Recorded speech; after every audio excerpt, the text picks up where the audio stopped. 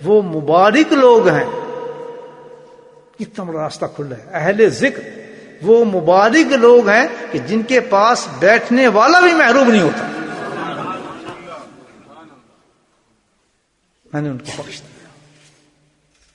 یہ فکر دیکھیں آپ کہ اہل ذکر ایسے اتنے مبارک لوگ ہیں. تو میرے بھائیوں مجھے بتائیں، اللہ ہم سوچیں کہ ذکر کرنے والے کتنے دوست ہیں. کوئی ہے ایک آدمی فیکٹری والے ہوں گے، مالوں والے ہوں گے، رشتے دار ہوں گے، فلاں ہوں گے، کسی بتا کہ اللہ والا میرا دوست ہے کوئی؟ نہیں ہے تو کوئی نہیں، جانتا نہیں کسی. کوئی شخص ایسا نہ ہو جو کسی اللہ والے کو دوست نہ رکھتا. یاد رکھیں، کیونکہ اللہ نے اتنی بڑی گارنٹی دی ہے کہ محروم ہو ہی نہیں سکتا جو کسی اہل اللہ والے، کہ جو کسی اللہ والے سے تعلق رکھ لیتا ہے، اللہ والے کے ساتھ دوستی رکھ لیتا ہے، تو اللہ تعالیٰ اعلان فرما رہے ہیں اپنے جوش کے اندر کہ تو اتنی بڑی چیز ہے.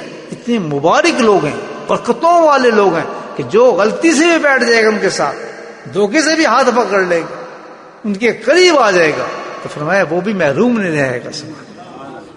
محروم سے مراد کیا ہے کہ وہ بھی جنت میں ہی جائے گا. تو میرے بھائیو، یہ رمضان کے پیغامات ہیں. اب رمضان بھی آئے گا، گزر گیا، رمضان گزر رہا ہے، گزر جائے گا، گزرنے والا ہے.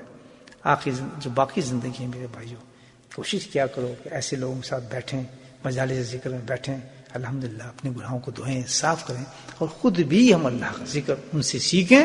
ان کے ساتھ سیکھنے کے بعد ذکر بھی کریں گے بھائیوں.